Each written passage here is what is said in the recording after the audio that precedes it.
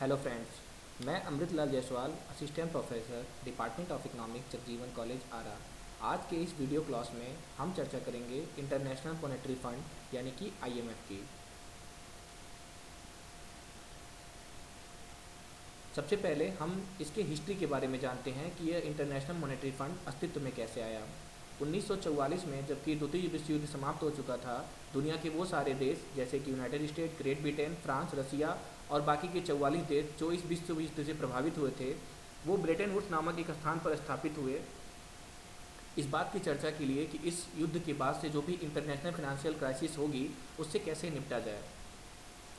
क्योंकि प्रथम विश्व युद्ध के दौरान उसके बाद से जो 1929 और 1930 में जो पूरे यूरोप और यूनाइटेड स्टेट्स में जो मंदी आई थी, उससे पूरा विश्व बहुत हद तक प्रभावित हुआ था। वो स्थिति दोबारा से ना आए, इसके लिए ये सारे देश मिलकर एक ऐसी संस्था का निर्माण करना चाहते थे जो कि आने वाली स्थिति से उन्हें बचा सके। इसी के लिए United nation monetary and financial conference हुआ, जो कि ब्रेटन वुड्स नामक स्थान पे हुआ, और जिसकी वजह से दो सबसे महत्वपूर्ण संस्थाएं अस्तित्व में आई। वो थी पहला इंटरनेशनल मॉनेटरी फंड यानी कि आईएमएफ, और दूसरा वर्ल्ड बैंक, जो कि आने वाली इस इकोनॉमिक क्राइसिस से जो कि वर्ल्ड लेवल पे होने वाली थी उसको बचाया जा सके। इस तस्वीर में आप देख पा रहे हैं कि ये आईएमएफ का ये विशाल बिल्डिंग, ये आईएमएफ का ऑफिस है, जिसका हेडक्वार्टर जो है वो वाशिंगटन डीसी में है, जो कि अमेरिका में स्थित है। इंटरनेशनल मॉनेटरी फंड एक अंतर्राष्ट्रीय मौद्रिक संस्था है जो कि 44 देशों ने मिलकर ब्रिटेन वुड्स एग्रीमेंट के द्वारा इसको स्थापित की थी, जो जुलाई 1944 में। ये जो उस दौर के सबसे दो महत्वपूर्ण अर्थशास्त्री थे, जिसमें पहला नाम था जेएम कीन्स, जो कि अमेरिकन अर्थशास्त्री थे, और दूसरे मिस्टर वाइट, जो कि एक ब्रिटिश अर्थशास्त्री थे। इन दोनों अर्थशास्त्रियों की ये प्लान का उपज था ये आईएमएफ जो अस्तित्व में आया।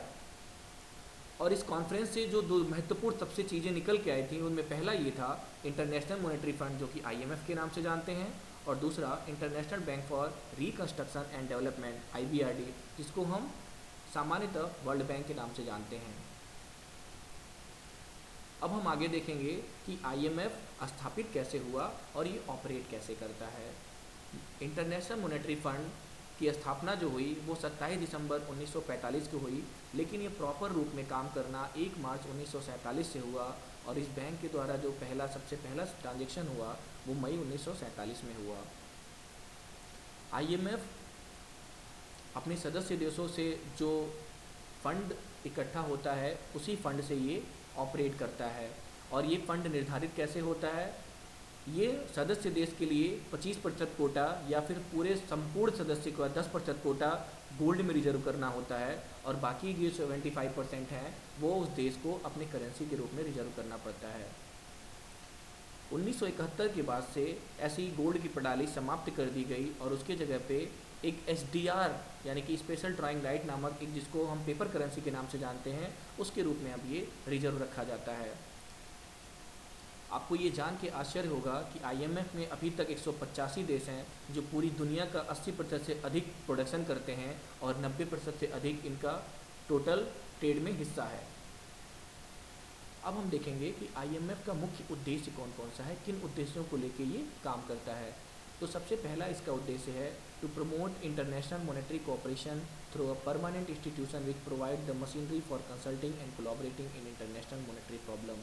सबसे पहला जो इसका काम है वो पूरे विश्व में इसके जो सदस्य देश हैं उनके बीच कैसे सामंजस्य स्थापित हो व्यापार को लेके और एक्सचेंज वैल्यू को लेके, और न केवल ये प्रयास करता है कि ये सामंजस्य स्थापित हो, बल्कि वो अपने सदस्य देशों को कंसल्ट भी करता है, उनको परामर्श भी करता है, जिससे वो अपने व्यापार की स्थिति को और भी अधिक मजबूत कर सकें। दूसरा इसका जो काम है to facilitate the expansion and balance growth of international trade and to contribute thereby the promotion and maintenance of high levels of employment and real income. वो अपने सदस्य देशों को कर्ज मुहैया कराता है बहुत ही मामूली इंटरेस्ट रेट पे, जिससे वो देश अपने यहाँ एक नई औद्योगिक पॉलिसी या फिर जो भी डेवलपमेंट प्लान है उन्हें रेगुलेट कर सकें, जिससे उस देश में एम्प्लॉयमेंट की स्थिति बेहतर हो सके और वहाँ के देशों के लोग के बीच की रियल इनकम भी बढ़ सके। तीसरा इसका जो काम है to promote exchange stability and orderly exchange arrangement and to avoid competitive devaluation. न केवल ये सामंजस्य स्थापित करता है, बल्कि सदस्य देशों के बीच जो एक्सचेंज वैल्यू की स्टेबिलिटी है उसको मेंटेन करने की कोशिश करता है, और उसका ये प्रयास रहता है कि कोई भी देश की जो मुद्रा है वो डिवेल्युएट की कंडीशन में ना आए। नेक्स्ट है to help in the establishment of a multilateral system of payment in respect of current transaction between members and in elimination of foreign exchange restriction. वह प्रयास करता है कि जो उसके सदस्य देश हैं उनका आपस में जो है एक्सचेंज को लेके, उनके डिफरेंट टाइप की करेंसी को लेके व्यापार में कोई बाधा ना आए, इसलिए उनके बीच ये प्रयास करता है कि उनके बीच बायलैटरल या मल्टीलैटरल संबंध स्थापित हों, जिससे करेंसी को लेके या एक्सचेंज वैल्यू को लेके उनके बीच कोई भी बाधा व्यापार को लेके ना आए। नेक्स्ट है to provide means for international adjustment superior to deflation by making available increase international reserve. वह पूरे विश्व में जो स्फीति की स्थिति है उसे मेंटेन रखने की कोशिश करता है और डिफेलेशन से अपने बाकी सदस्य देशों को बचाने की कोशिश करता है। नेक्स्ट है to lend confidence to members by making the fund resource available to them under adequate safeguard and providing them with opportunity to correct maladjustment in their balance of payment. वह यह प्रयास करता है कि उसके जो सभी सदस्य देश हैं उनके बैलेंस ऑफ पेमेंट की स्थिति बराबर रहे। अगर उनमें कोई डेफिसिट आती है तो उनको कर्ज देके या रिसोर्स मुहैया करा के उनको बैलेंस करने की कोशिश करता है। नेक्स्ट है to shorten the duration and lessen the degree of disequilibrium in the national balance of payment to member. और अगर उनकी किसी देश की सदस्य देश की बैलेंस ऑफ पेमेंट की स्थिति डेफिसिट में है, यानी कि वो घाटे में है, तो ये प्रयास करता है कि ये लंबे समय तक ना रहे और जितना ही जल्दी हो सके ये सॉर्ट आउट हो जाए। आगे हम देखेंगे कि इसके फंक्शन क्या हैं। तो यह कई प्रकार के कार्य करता है, उसको कैटेगराइज करते हैं। सबसे पहला कैटेगरी है इसका रेगुलेटरी फंक्शन का। ये कैसे रेगुलेट करता है। रेगुलेटरी फंक्शन में इसका सबसे पहला काम है the IMF administrators the code of good behaviour international payment. अपने सदस्य देशों के बीच जो पेमेंट की प्रॉब्लम है, इंटरनेशनल पेमेंट की फॉर्म है, वो एक बेहतर तरीके से काम कर सके, इसके लिए वो प्रयास करता है। It regulates exchange rate practices and it watches the international payment. न केवल ये रेगुलेट करने का प्रयास करता है, बल्कि अपने सदस्य देशों के बीच जो इंटरनेशनल पेमेंट हो रहे हैं उन पर भी निगरानी रखने की कोशिश करता है।